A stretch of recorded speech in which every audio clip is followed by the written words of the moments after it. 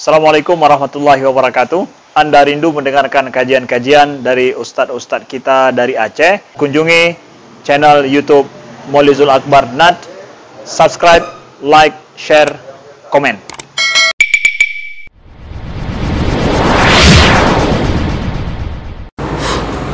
Assalamualaikum warahmatullahi wabarakatuh. Innal hamdalillah nasta'inuhu wa nastaghfiruh wa na'udzu bihi min shururi anfusina wa min sayyiati a'malina.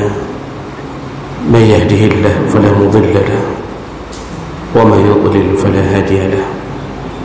Asyhadu an la ilaha illallah wahdahu la syarika lahu wa asyhadu anna Muhammadan 'abduhu wa rasuluhul karim.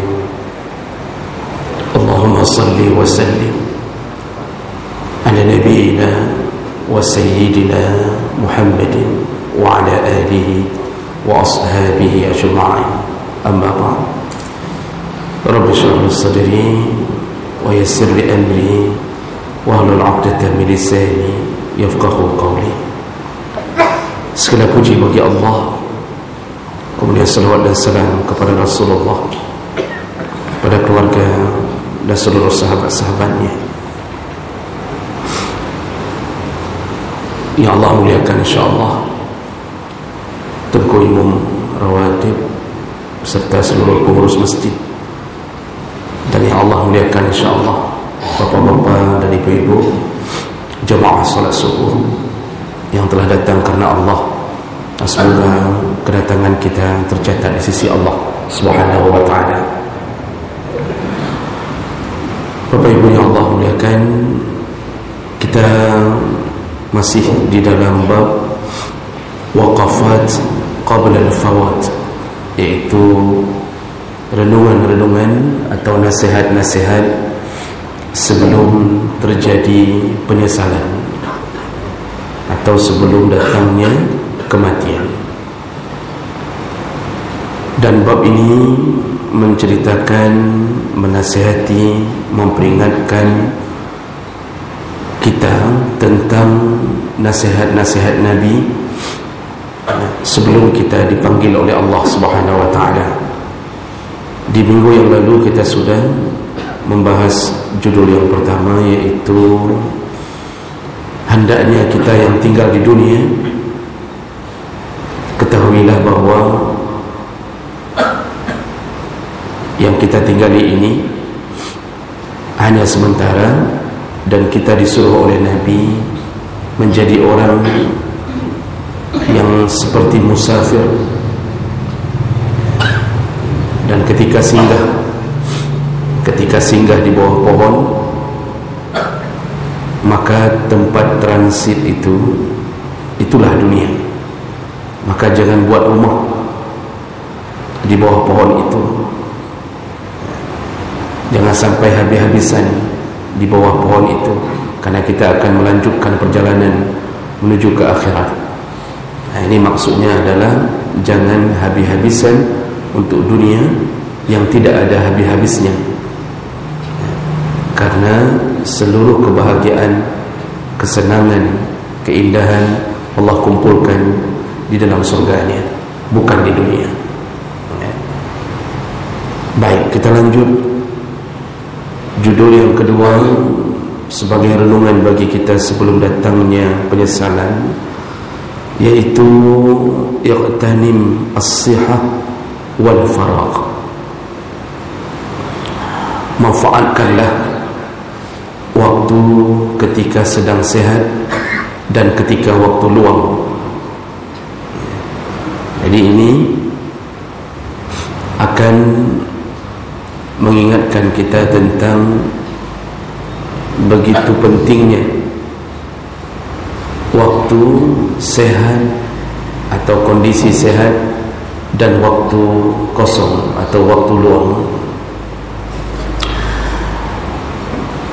Berangkat dari hadis Nabi sallallahu alaihi wasallam, An Ibnu Abbas radhiyallahu anhu qala Nabi sallallahu alaihi wasallam, ni'matani, kata Rasulullah, ada dua nikmat ada dua nikmat, maghbun fihima kathirun minan nas, dan dua nikmat ini yang paling banyak orang lalai di dalamnya, orang tertipu di dalamnya.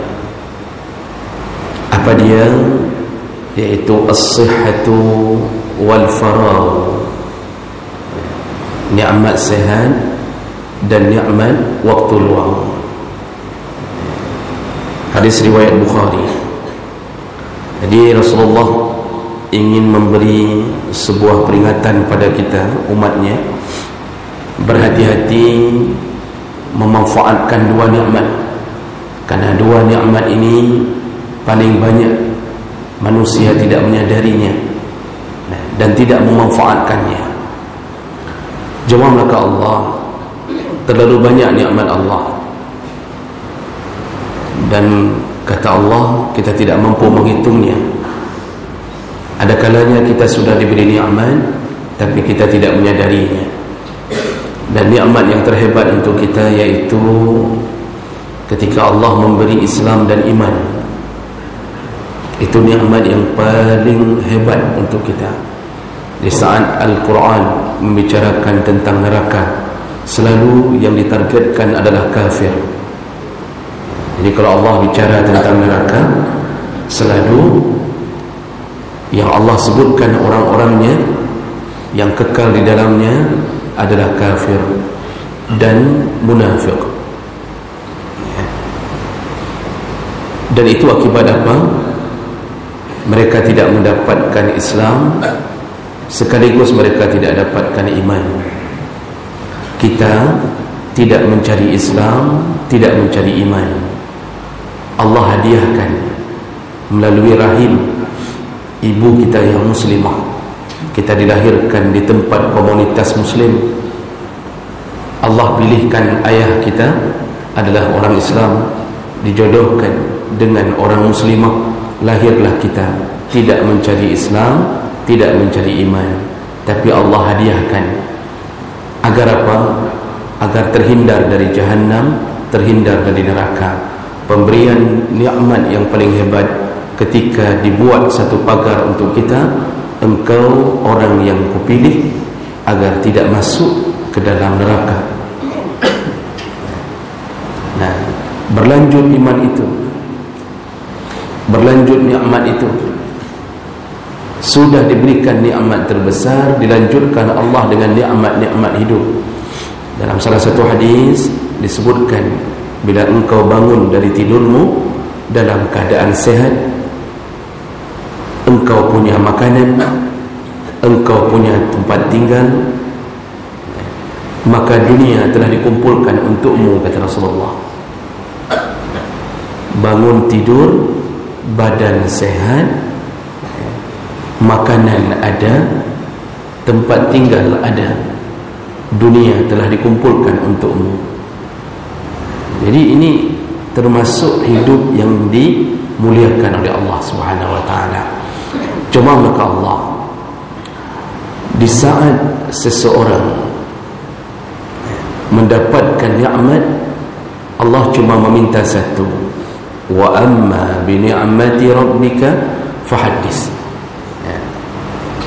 Dengan nikmat yang telah engkau dapatkan dari Tuhanmu, fahaddis, nampakkanlah, sebutlah nikmat itu. Nah, disuruh sebut nikmat itu maksudnya bukan menyebut-nyebut dengan lisan saja, tapi tampakkan rasa syukurmu, balaslah nikmat itu. Nah, maka inti daripada menyikapi nikmat adalah syukur. Itu saja, sederhana. Ketika diberi nikmat syukur, ketika diberi musibah bersabar, insya-Allah surga. Kita berada di dua kalimat itu saja, syukur dan sabar, syukur dan sabar. Hidup itu kan begitu, antara syukur dan sabar.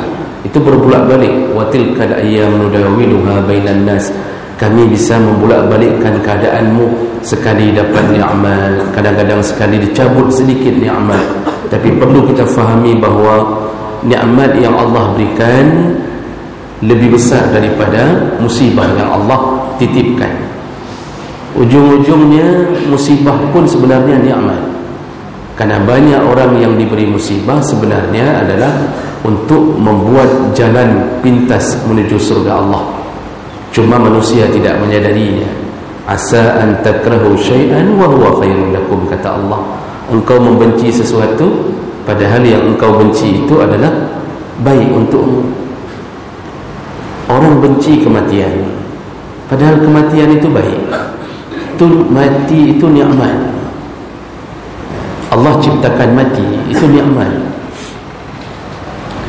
Bayangkan orang kalau tidak mati-mati, dengan kurap yang tidak sembuh-sembuh, panu, boleh-boleh, diabetes, asam urat, stroke sudah 2500 tahun tidak mati-mati. Ini fikir teruk 2500 tahun mati-mati. Di saat seperti itu Allah ciptakan kematian. Jangan terlalu lama engkau merasakan derita di atas dunia. Kematian memutuskan kelelahan kita di dunia. Hai, kita fikir dunia ni Bapak Ibu yang Allah muliakan, tidak ada habis-habisnya. Seperti orang makan kuaci, sudah satu tumpuk sampahnya tapi tidak kenyang-kenyang. Dunia ini luar biasa menggoda, luar biasa menipu. Makanya jemaah maka Allah, di antara musibah-musibah itu pun nikmat. Allah berikan nikmat. Bayangkan kalau tidak ada mati, bagaimana kita bisa menagih semua kezaliman yang terjadi ke atas diri kita. Kita berbuat baik, kita pula yang dipenjara. Kita menegakkan agama Allah, kita pula yang dikejar-kejar. Kita punya utang sama orang, orang punya utang sama kita, tidak dibayar-bayar. Kita masuk ke pengadilan, kita dikalahkan di pengadilan, padahal tanah itu tanah kita. Keluar surat, dia menang, padahal dari dulu itu tanah kita. Di mana kita menagihnya? Hanya setelah mati. Maka mati itu perlu. Kemudian kenapa mati itu nikmat? Kalau tidak ada mati, bagaimana kita bisa mendapatkan bahagia yang sebenarnya? Bagaimana dengan janji Allah tentang nikmat di alam kubur? Bagaimana kita bisa istirahat kalau tidak ada matinya? Maka semua yang Allah ciptakan itu nikmat. Dan ketika masih hidup, Rasulullah mengingatkan kita, salah satu nikmat terbesar yaitu ada dua nikmat, dan dua nikmat ini paling banyak manusia lalai di dalamnya. Manusia lupa bahawa dia sedang di dalam nikmat. Maghbun itu ghaban dalam bahasa fikih muamalah, itu jual beli dengan sistem penipuan. Maghbun tertipu. Ada dua nikmat yang manusia sering tertipu. Arti sering tertipu, dia sering tidak menyadari dia sedang diberi nikmat oleh Allah. Apa dia? Yang pertama as-sihhatu, kata Rasulullah, iaitu nikmat sehat. Makanya orang paling banyak memuji-muji Allah, paling banyak berkeinginan untuk menyembah Allah, paling banyak merasakan ingin kembali untuk menegakkan agama ini ketika dia sudah sakit. Semua orang sakit, dia akan mengatakan kepada keluarganya, menyolong sehat, kalau ayah kembali sehat nanti kita sedekahkan harta untuk anak yatim. Sudah 2 tahun ayah stroke. Dia bernazar, kepada Allah, kalau saya sehat, anak yatim di kampung ini, orang miskin di kampung ini, saya akan sembelih 1 lembu untuk memberi makan mereka selama 3 hari. Begitu-begitu nazarnya. Kalau ayah sehat, insya-Allah salat 5 waktu akan saya tegakkan. Yang selama ini cuma 4,5 waktu.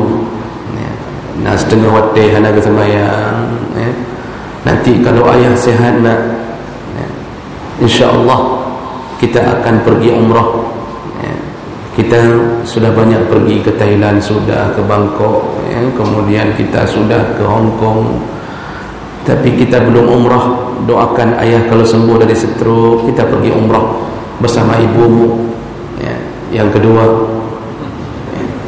kemudian kalau ayah sehat, macam mulai angan-angannya, keinginannya, semua dia lantunkan ketika Allah memberinya sakit.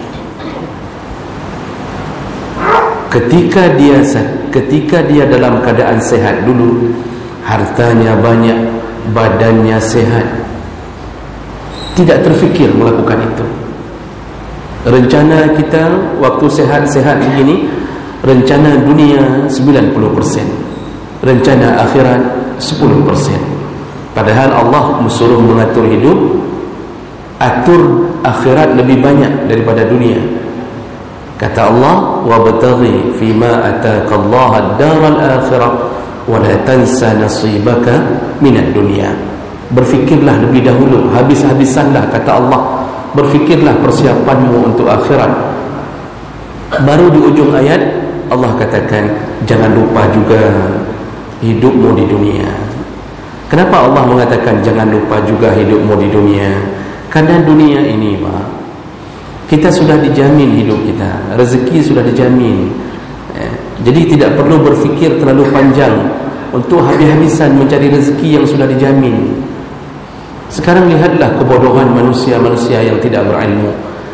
Di atas sesuatu yang sudah dijamin, dia habis-habisan, sedangkan dia tidak tahu nasibnya neraka atau surga. Walaupun hadis Nabi mengatakan bahawa penduduk surga, penduduk neraka itu pun sudah di dalam garis Allah. Ketika sahabat mendengarkan hadis Nabi riwayat Bukhari Muslim, Nabi mengatakan kalau dia menjadi penduduk surga, maka walaupun dia beramal dengan amalan penduduk neraka, sebelum kematiannya Allah akan buat dia beramal dengan amalan penduduk surga, sehingga matinya dalam keadaan beramal amalan ahli surga, maka dia masuk ke surga. Kalau dia ditetapkan menjadi penduduk neraka, maka Allah akan membuat sebelum kematiannya dia beramal dengan amalan ahli neraka, walaupun sebelum itu sepanjang hidupnya dia beramal dengan amalan ahli surga. Ingat kisah di Bani Israel yang diriwayatkan dengan catatan yang sahih Syekh Bal'am atau Barsisa dalam beberapa kitab. 300 tahun beribadah kepada Allah, manusia paling taat di zaman Nabi Musa mati dalam keadaan syirik. Sahabat terkejut mendengarkan hadis ini. Lalu sahabat bertanya, ya Rasulullah, kalau begitu ketetapan Allah, sudah ditetapkan neraka, sudah ditetapkan surga, untuk apa lagi kita beramal? Jadi apa yang ada dalam pikiran kita ada dalam pikiran sahabat. Kepa dah mamai dong kalau memang sudah ditentukan ahli surga, ahli neraka. Di situ jawaban Rasulullah datang dari jawaban Allah. Apa kata Rasulullah? I'malu, teruslah beramal, engkau tahu nasibmu dengan amalmu yang sekarang. Jadi sebenarnya benar Lauhul Mahfuz telah menciptakan, kemudian menentukan nasib kita. Tetapi yang menjadi masalah, yang pertama, kita tidak tahu nasib kita ini. Allah tidak kasih tahu bahawa fulan engkau neraka, engkau surga, dan ini adalah hak Allah. Yang kedua, Allah sengaja buat seperti itu agar manusia tahu diri. Bukan engkau pemilik surga, bukan engkau pemilik neraka. Jadi jangan neraka-nerakakan orang, dan juga jangan jamin surga orang. Kadang kita, kebiasaan kita mencoba mengambil hak Allah. Begitu saja fulan kita tuduh ahlul neraka. Kadang-kadang bahasanya bukan ahlul neraka, ahlul bid'ah. Karena orang yang mengatakan ahlul bid'ah ini, itu maksudnya adalah neraka. Kadang-kadang kita menjamin orang, fulan dalam surga, fulan syahid, gara-gara matinya turun hujan ketika dia mati. Langsung kita katakan si fulan surga, tenang aja, surga itu. Tidak ada satupun yang berkuasa mengeluarkan, memasukkan seseorang antara surga dan neraka kecuali Allah. Jadi Allah ingin tekan kesombongan kita.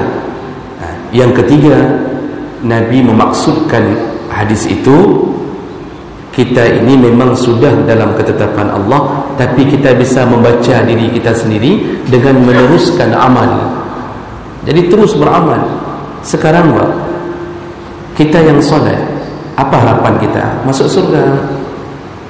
Masa kita sudah solat istiqamah, solat jamaah, puasa Senin Kamis, Ramadan sudah pasti, kemudian kita sudah melakukan haji, lalu kita sudah bayar zakat, lalu kita ditanya orang, kiban idron surga pun neraka? InsyaAllah neraka. Adakah orang yang menjawab begitu? Tidak. Dia yakin, hai menurut janji Allah, insyaAllah surga. Itu semua untuk menggambarkan kitalah yang menentukan nasib kita sendiri. Mau mati dalam keadaan janji Allah mendapatkan surga, alladzina amanu wa amilus salihat lahum jannat. Allah sudah janji yang beriman dan beramal saleh mereka akan mendapatkan surga. Mana mungkin Allah melanggar janji yang sudah taat kepada Allah habis-habisan taat, lalu kemudian begitu divonis kah neraka? Mungkinkah Allah melanggar janjinya? Tidak mungkin. Makanya Nabi mengatakan nasib kita ini ada di tangan kita. Teruslah beramal, matilah dalam keadaan beramal saleh. Wala tamutunna illa wa antum muslimun. Ini harapan yang kita pegang. Ini harapan yang kita pegang. Makanya jangan ragu. Kayaknya sudah capek kita beramal, ujungnya neraka juga. Ini pikiran seperti ini, pikiran-pikiran Jabbariyah, pikiran yang mengatakan tentang bahwa kita ini semuanya telah ditetapkan Allah, kita tidak berhak melakukan apapun, kita bagaikan kapas di tengah angin, kemana dibawa angin itulah kita. Jadi yang surga ya surga, yang neraka ya neraka. Yang pencuri akan mengatakan, kenapa engkau mencuri? Allah yang sudah tetapkan saya jadi pencuri. Kenapa engkau berzina? Takdir Allah saya berzina. Di sini pemahaman sesat ini dianut oleh kaum Jabbariyah, itu ingin mengatakan bahwa Allah lah yang bersalah, kenapa membuat kita menjadi begini. Ini yang paling pantang. Ahlus Sunnah wal Jamaah tidak berpandangan seperti itu. Kita diberikan akal, diberikan Rasul, diberikan agama. Berjuanglah untuk masuk surga. Maka jemaah maka Allah Subhanahu wa taala, salah satu yang harus kita perjuangkan adalah ketika sehat, berjuanglah untuk masuk surga. Sayang sekali peringatan itu selalu datang di waktu yang sudah terlambat. Kita sudah tidak sanggup lagi ke masjid, baru berfikir menuju ke masjid. Kita sudah tidak ada lagi harta, baru berfikir untuk bersedekah. Kita yang sudah terkapar di atas kasur, baru berfikir seandainya aku sehat, seandainya hanaduk penyakit nyolong, seandainya, maka kalimat-kalimat andaian-andaian itu kalau kita yang masih diberikan sehat, jangan sampai keluar di waktu sakit. Rasulullah sallallahu alaihi wasallam menyebutkan dalam salah satu hadis, iza maradal abdu aw safara, ketika seseorang hamba sakit atau sedang melakukan perjalanan, artinya dia tidak mampu beramal seperti sehatnya, tapi ketika sebelum sakit dia istiqamah, salat jamaah terus-terusan, istiqamah sampai umur 60 stroke, tidak mampu lagi berjalan. Ketika dia sakit atau melakukan perjalanan, di waktu perjalanan kita tidak mampu lagi melakukan amal sempurna. Bahkan dalam mazhab Syafi'i lebih disukai mengambil hadiah Allah. Jadi kalau baca kitab fikih, mana lebih utama, salat sempurna duhur 4 rakaat atau mengambil hadiah Allah, iaitu rukhsah mengqasar salat. Mazhab Syafi'i termasuk yang mengatakan mengambil hadiah lebih utama daripada mengambil azimah. Mengambil qasar lebih utama daripada mengambil azimah. Dan itu berdasarkan hadis Nabi SAW. Dan Nabi asal sudah safar, Nabi selalu mengambil hadiah Allah.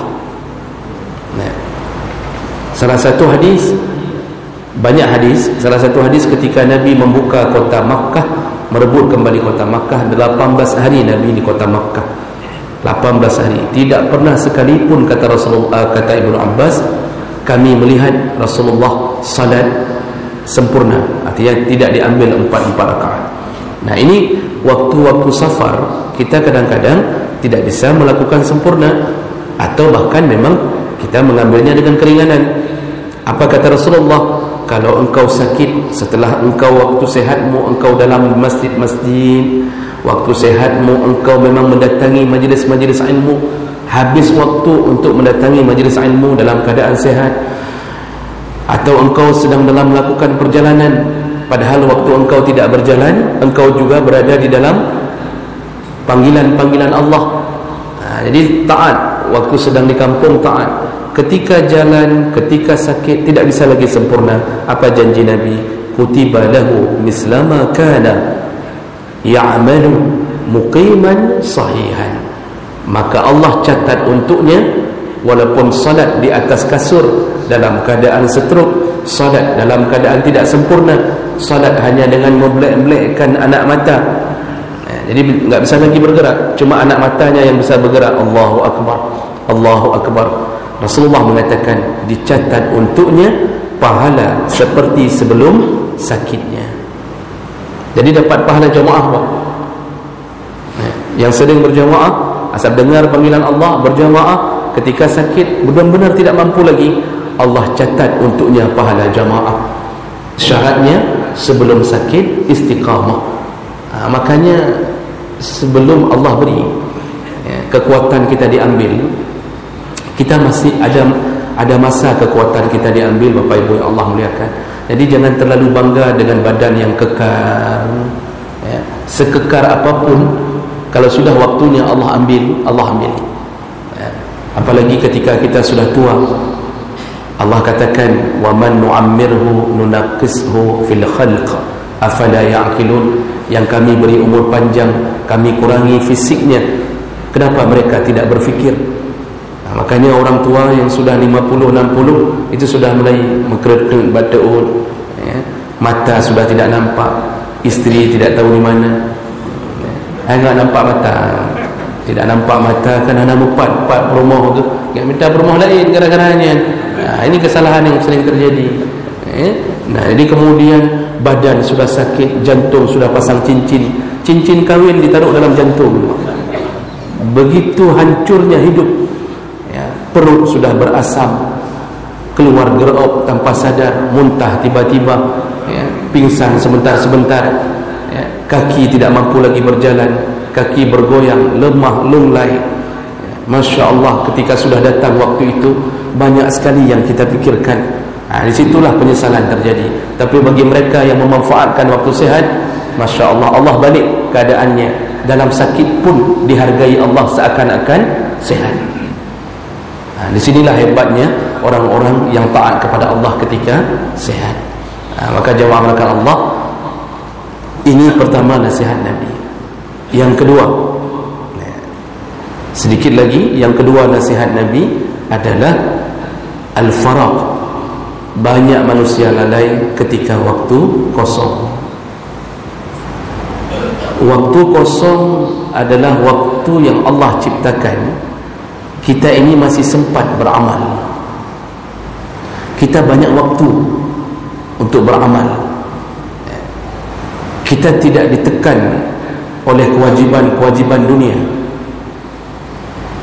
Waktu kosong kita itu mulai dari masa baligh, kita belum dibebankan untuk mencari nafkah,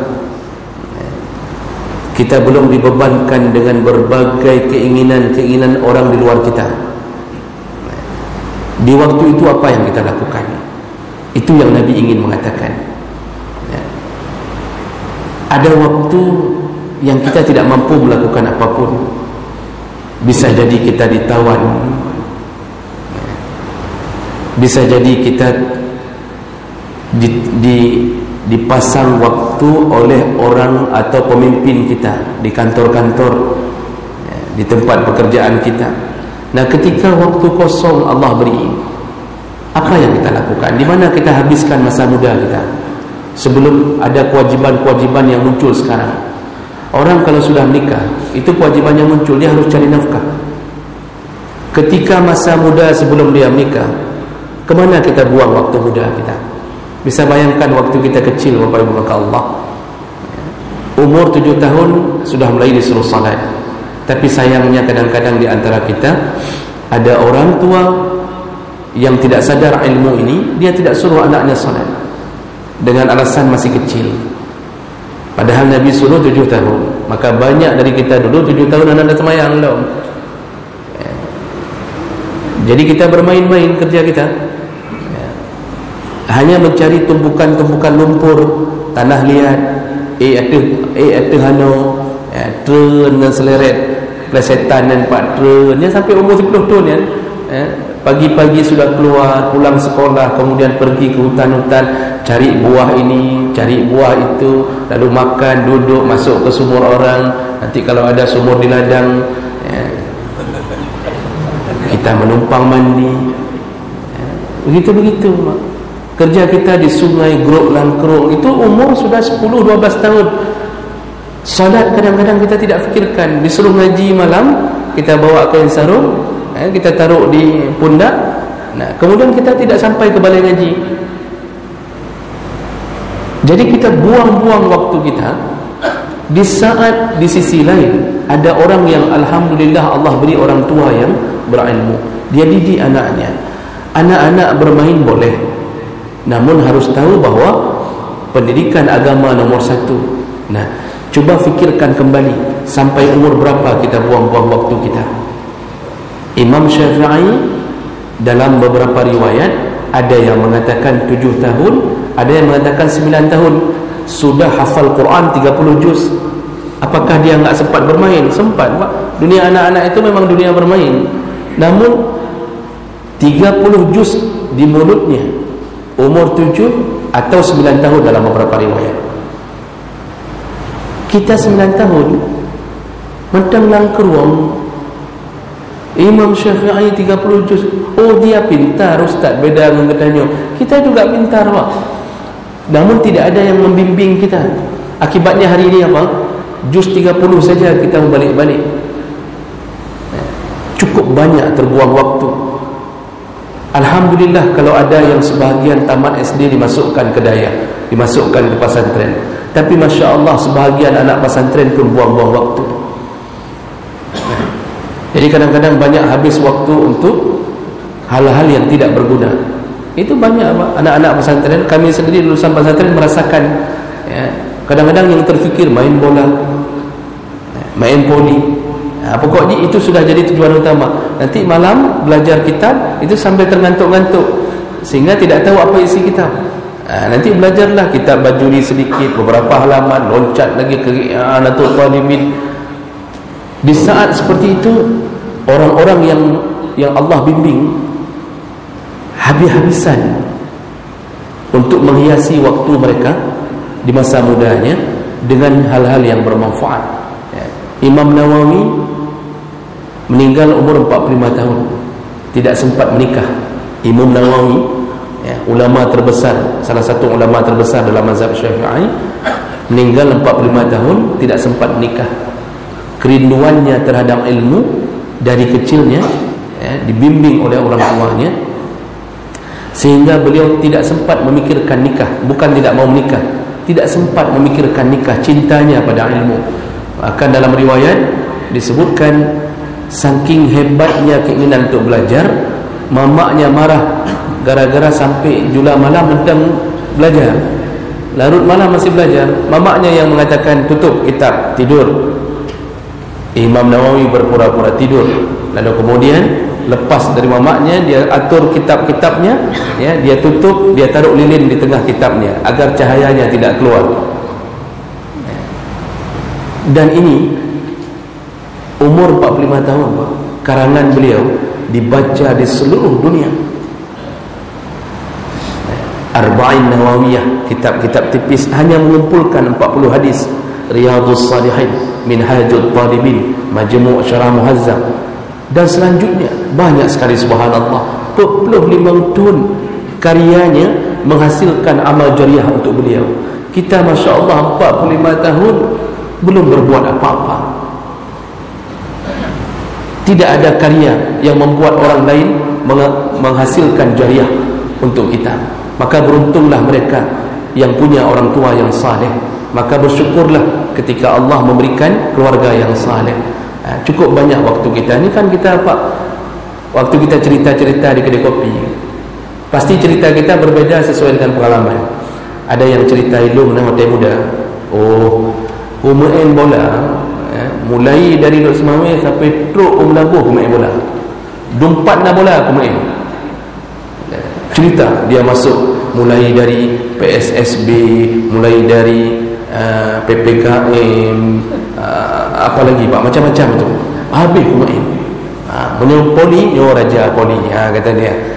Kalau waktu muda, dia bergabung dengan kelompok Vespa, bergabung dengan Mogi, contohnya motor gede, ya, pergi ke seluruh Aceh masa muda. Pergi mulai melintas dari jalan ini, pulang dari Medan, itu habis waktu 15 hari, sebulan di dalam perjalanan. Habis waktu, salat tidak menentu, Quran tidak bisa. Saya pernah mengajarkan Bapak Ibu Iqra' 1 untuk seseorang yang berumur 65 tahun. Menangis, tidak bisa baca Quran. Tidak bisa baca Quran, Iqra' 1 Pak. Makanya tidak pernah terbaca. Padahal Quran walaupun tidak hafal, dia bisa datang jadi pembela di saat kita membacanya. Jadi tidak perlu lagi berangan-angan untuk menghafal. Kalau sudah umur-umur 50, 60, anak perlele yang menempuh menghafalnya. Karena menulis seperti menulis di atas air, ya. Tapi bacalah. Masalahnya nggak bisa baca, dilewatkan umurnya dengan pekerjaan-pekerjaan dunianya. Ada anak-anak hari ini Pak, lain lagi godaannya menonton, ya. Yang perempuan nonton drakor terus-terusan, ya, drakornya drama Korea. Baik tanya yang pakai depu, ya. Itu yang anak-anak perempuan itu kalau di depan drama Korea sampai tertawa sendiri, menangis sendiri. Dijaga. Ada yang tertipu dengan sinetron-sinetron bangai, dijaga. Habis maghrib dijaga. Episode keberapa, kelanjutannya bagaimana, nanti ceritanya cinta-cinta terus-terusan. Ada yang masih yang sudah ibu-ibu itu pun kerjanya. Hari ini anak-anak kita hancur di HP, Pak. Hancur. Hidupnya hanya HP, belajar cuma sedikit. Masya Allah. Ketika waktu musim ujian sekolah, maka anak-anak diliburkan oleh orang tuanya untuk tidak mengaji. Telepon guru, telepon tengku mengatakan anak lu hanya dijabut, tengku tak bisa ngaji, sedang ujian sekolah. Padahal ujian anak SD, ujian untuk anak SD sekolah itu tidak belajar pun anak SD bisa. Apalagi sekolah-sekolah yang bagus itu hari-hari memang itu. Dia minta libur dari ngaji untuk bisa belajar ujian sekolah. Padahal di waktu jam ngaji dari jam 2 sampai setengah 4 sore, siang, itu anak itu main-main di luar, Pak. Enggak belajar juga, tapi geraknya private. Alasannya untuk ujian sekolah. Padahal di waktu ngaji itu anak itu enggak belajar juga, duduk dengan HP. Jadi orang tua bagaimana berfikir, kan bagus suruh mengaji daripada duduk dengan HP. Paling anak-anak belajar nanti habis maghrib atau habis isya, ya merno ketinggal. Begitulah keadaan kita hari ini. Maka oleh karena itu, hati-hati dengan waktu. Dan Allah mengatakan sebagai penutup agar kita berfikir, wal asri innal insana lafi khusr. Demi masa, demi waktu, benar-benar manusia lafi. Allah memakai la, sudah dipakai inna, dipakai la lagi. Innal insan, sesungguhnya manusia, lafi, benar-benar. Ya, dua huruf taukid sekaligus. Benar-benar lafi khusrin, di dalam kerugian. Inilah makanya kita ini banyak sekali meruginya, Pak. Dan saya ingin tutup dengan satu angan-angan. Bapak bisa bayangkan seandainya semua kita punya orang tua yang saleh, dari kecil dididik seperti didiknya imam-imam mazhab, sangga bimalin dumadun Pak. Dari kecil dididik nak hafal Quran, nanti habis hafal Quran diajarkan bahasa Arab, diajarkan ini urusan-urusan agama. Lalu kemudian yang mau masuk sekolah silakan masuk sekolah, ambil jurusan apa terserah, tapi agamanya penuh di dalam dirinya. InsyaAllah selamatlah kita hari ini. Sayangnya penyesalan itu telah lewat. Penyesalan itu telah lewat. Tapi walaupun begitu, Allah tetap menerima kita. Maka rubahlah gaya hidup. Jangan habis-habis ke dunia ini, karena kita akan meninggalkan dunia ini. Jangan mati-matian terhadap sesuatu yang tidak dibawa mati. Baik, inilah nasihat Nabi melalui hadis-hadis Nabi, bukan nasihat saya, nasihat Nabi untuk kita semuanya, termasuk yang berbicara. Semoga Allah mengumpulkan kita kembali di dalam surganya, dan semoga yang hadir Allah kirimkan keberkahan ke rumahnya. Allah telah catatkan pahala untuknya.